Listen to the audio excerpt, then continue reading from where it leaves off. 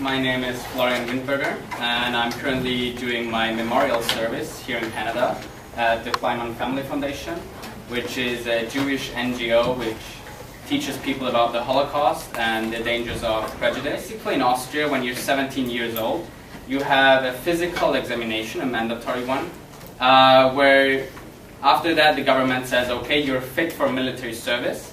We have a conscription, we have a mandatory military service, and if you're seen fit physically, then you have to go to the military. So the military, that would mean 6 months working there, 6 months handling weapons, 6 months learning discipline, and basically learning how to be a soldier in the event of a war. If you think that military service is not right for you and you do not want to handle weapons, then you can say that and you have the opportunity to do something else. If you say you don't want to stay in Austria and you feel like you have some sort of global responsibility and want to do something abroad, there's also the chance to do that. There are 3 different types of services abroad. There's the social service, which is working in an NGO. For example, in Africa we have a lot of those social service organizations where you work with orphans or you build a school or something. Then we have the peace service, where you work in a peace museum, like in China, for example, in the John Rabe Museum in Nanjing, or in Hiroshima in the Peace Museum there. And the third thing would be the Holocaust Memorial Service. So that is what I do here for 6 months. I work in a Holocaust-related institution, and I teach people about the Holocaust and the dangers of prejudice. But you also have other Holocaust museums around the world where you can work. What are the motivations? Why would somebody do this sort of Gedenkdienst, the Holocaust Memorial Service, in Canada? First off, I would say there's a kind of global responsibility, as to say, through the history of Austria, I feel a kind of need to teach people abroad about what happened in Austria and about the dangers of prejudice and racism. And in a world nowadays with the internet, where everybody feels like everything is connected and we have like a sort of global responsibility, is it in, like if you think about climate change or also about the real dangers of prejudice behavior everywhere in the world, where you have a rise of nationalism and so on, that everybody has a sort of responsibility. So that would be the first argument or the first motivation from my side. The second one, of course, would be an intercultural experience. So, of course, if I'm from Europe, it's always a cool experience to go abroad, which is why I chose to go to China.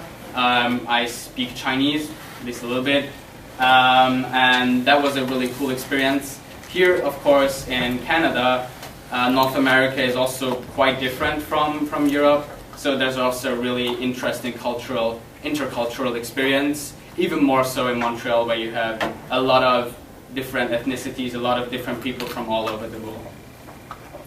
The third thing, kind of learning from the past, as I said before, if you look at Austria's history of the Holocaust and of the Second World War, it is very important that we learn from the mistakes that Austria did and also Germany did, and that we do not let similar things happen nowadays.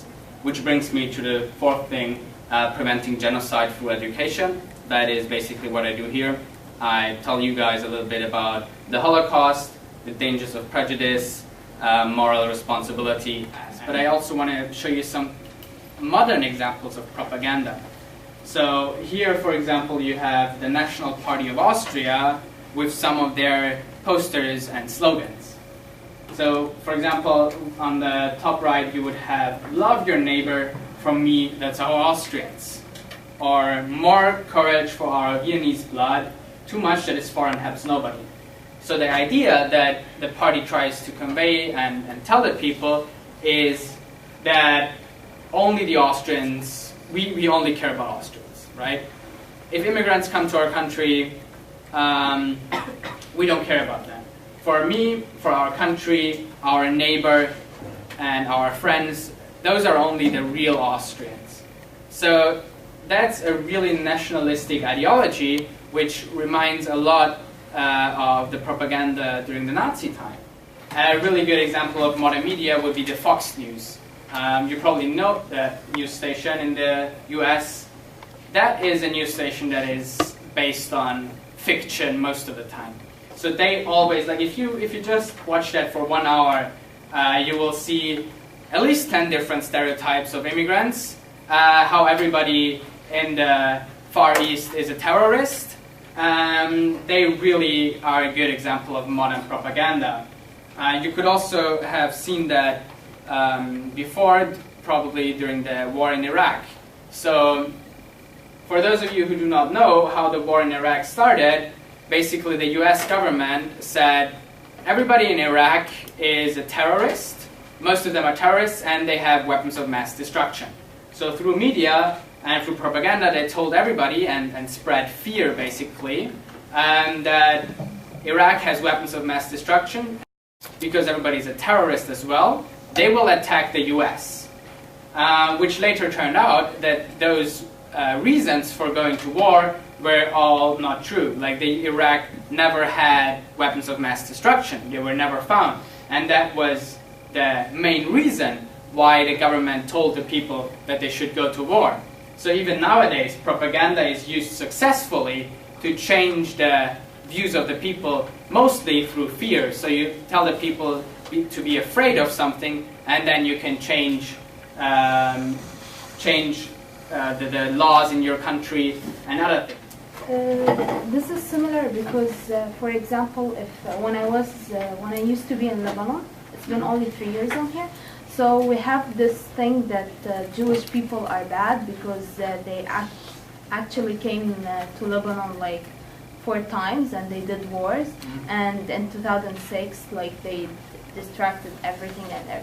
So I hold this belief when I came here, but when I came here I met a lot of Jewish people, and what did they click in my mind that it's not about Jewish people. Jewish people are really good. They're probably even better than people I knew before, like in Lebanon, in my community. And it's not about Jewish people, it's about the politics, like the government thing. Right. So now I understood that I'm not gonna be against Jewish people. I'm just gonna be against the politics that some of them believe it's true, but not all Jewish people. We cannot generalize that. Yeah, you cannot generalize. That's what I mean. Yeah, and I like now when you were talking about that, I remembered that, and it's really useful. Like I find like honestly what you're doing, like if like everyone contribute any small things like that, we can make change in society.